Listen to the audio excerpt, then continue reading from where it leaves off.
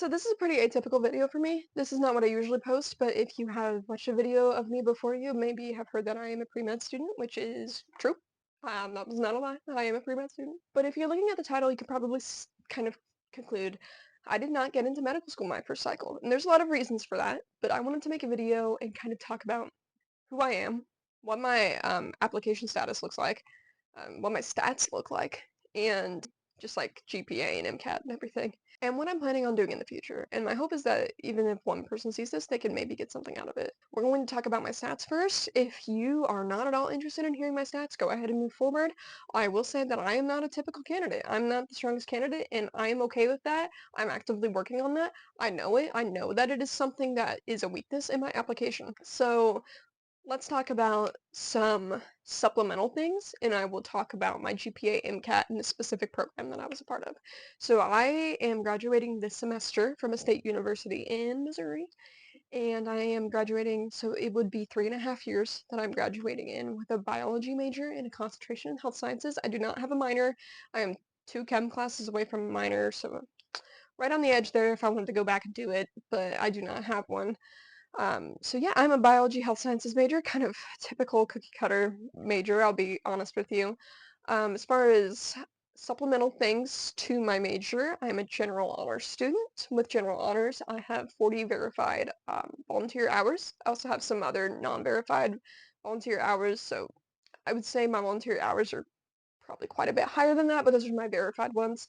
I volunteered with a local psychiatric museum and with my hometown's Parks and Rec department. Those were 2 big things that I did for volunteering. I think the psychiatric museum definitely shed some light onto that specific department and what those kind of people go through. Even though it was historical, it was really good to see how those patients were treated in the past, and it was good to help educate people in my community about it.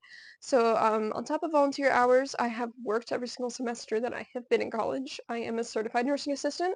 I'm not currently a provider as a certified nursing assistant, but I do have 400 hours, so I do have some healthcare experience.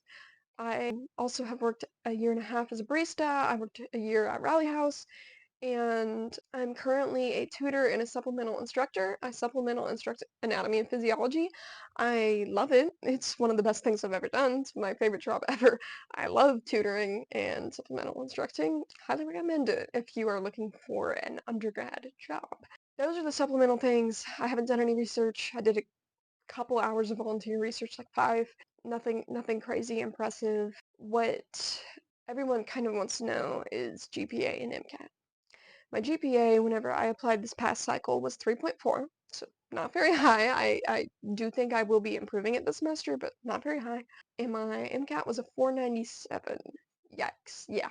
Not crazy high. I will say whenever I took the MCAT, I had not taken biochemistry, I had not taken cell biology, I had not taken psychology for several years, and I only took an intro to psych course.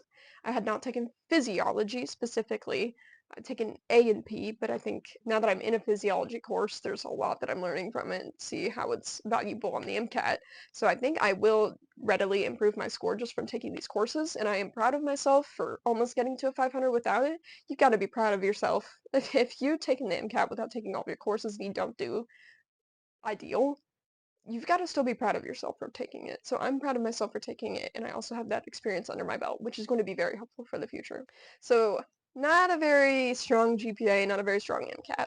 What I do have some strength in is I was a member of a pre-medical program at another university, actually not the university that I go to. So this was a preparatory program for pre-medical students. It is a competitive program that you have to apply to. A lot of people have something, universities, a lot of universities have something like this, so if you are an undergrad or if you are graduated, listen up, you might be wanting to join something like this. It was a program where we met on a Zoom monthly, and we talked about things like writing a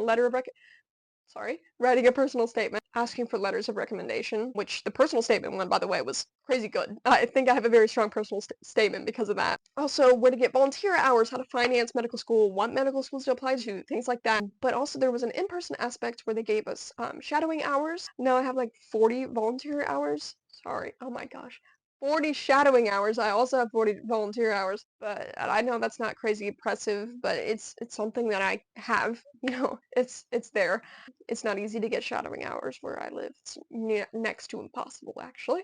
But I have those shadowing hours. They also introduced us to a cadaver lab, which was amazing. I was scared of cadavers before I went, and it was amazing. It was the most educational experience I've ever had. I'm very grateful for it. They also gave us like a day in med school, so like looking at to what a lecture would look like. We had questions, like a pop quiz that was medical school style, I guess. We were in the classroom. They gave us a free BLS certification, Stop the Bleed certification. We met a lot of doctors. We met medical students and got to ask them a lot of questions. It was a very good experience. It was phenomenal. They gave us basically a crash course in what it's like to be an M1 student. It's great. Well, I'm not saying being an M1 is great. I'm sure it's very stressful, but it was great. My experience in that program was. Something that was good about that program is while it did not give me automatic admission, it did give me an automatic interview. So I had the experience of an interview, and I only applied to that university because it's the university I want most. It's close to home. It's rural. I'm from a rural community, so I aim to serve rural patients in the future. So I only applied to that university. I got the interview, and I got the experience of an interview. And you know what? That is crazy. That is something so special. If you get into an interview and you don't get in, you still need to be super proud of yourself because that is something that is it's very stressful, but it was kind of fun. I thought I did really well in my interview, honestly. The university that I applied to is holistic, so they did openly say like GPA, MCAT low. I totally get it. I can't even be mad about it because I got the experience of an interview. And I'm graduating in 3.5 years instead of 4. Graduating this December. That kind of leads me into this next thing, actually. So I started looking into things I could do once I graduated. Here are my number one options. Get a full-time job with my degree. I'm a biology health science major. I'll be honest, I'm a pretty cookie cutter major. So I wouldn't get a crazy job. It would still be a job and still pay money, help pay off my few loans that I do have. Even though I worked through college, I did have to take out some. I also considered working full-time as a healthcare position, considering going back to work as a CNA, kind of improve my healthcare experience while also making some cheddar. And then I considered doing part-time CNA work and studying for the MCAT at the same time because I will be retaking my MCAT. I don't know when yet, I haven't set a date, but I will be retaking my MCAT because I think I can do astronomically better even with just these few classes that I've taken this semester. I think it'll be very helpful. But what I ultimately decided on, and there's other options, you can do a post-bac, you can full-time study for the MCAT, you can full-time volunteer, you can go to another country, you can just explore, you can do whatever you want. I would love to explore. That sounds so fun. But what I decided to do is apply to a master's from the school that I really want. And so I applied to a 1-year master's, 1 year specialized master's. So this is a master's in biology with a focus on rural medicine. That's awesome. I didn't even know that was a thing. Whenever I applied and I was rejected this cycle, they actually sent me an email that said, hey, why don't you think about applying to this? I think you could see a lot of benefit from this. And so I did. I started looking into it. It's a program that has cadaver lab, advanced biochemistry, applied pharmacology, rural disaster management. You also get certifications like the BLS. If you're not BLS certified, you get that. Did I mention cadaver lab? That's really cool. They also give you research, capstone research, and electives where you can study for the MCAT. This sounded like a really good deal to me, so I applied to it. And it's not like I automatically would get an interview from this or would automatically get in because of this, but I got in and I got a full tuition scholarship. So I am going to have a master's degree in 4.5 years of schooling. That's a little bit confusing. It's a 1-year master's degree. I did a 3.5-year bachelor's, and obviously I'm doing 1 year of master's. So I'm getting a master's degree just in 1 semester after when I should have graduated, quote, normally. That is awesome, and a full tuition scholarship. That is crazy. I never would have known about this unless they reached out to me. I wanted to talk about this because I didn't know about this. A lot of people probably don't know about it. My point is, do some exploration. Start looking at universities that might have these specialized programs because not only are they available to you and will make you look better for your application, because I already feel a lot better about my application for next cycle. Some of them might be free, and you get a full freaking master's for free, and that's incredible. In only a year, that's no time essentially. What is another year on schooling? It's really nothing. And I'm actually really grateful that they reached out to me because I was kind of lost on where to go. And now I feel like I'm doing something productive while also I'm gonna have time to study for the MCAT and retake it. And that is something really, really great. My main point of this video was to get across the fact that although I may not have the best stats, they still reached out to me and told me to keep going. They see the effort that we're putting in as pre-med students, and they want us to keep going because that passion is really what drives the field, or it should be the driving force behind the field, and it's what matters in the long run because they don't want burnt out doctors in the field. They want doctors that enjoy their job and really love patient care. I mean, universities really want you to succeed. Anyways, this one does. They've been amazing to me, even though, like, I could say they've been amazing to me even though I didn't get in this round. That's okay. That's okay. I knew I wasn't a strong applicant.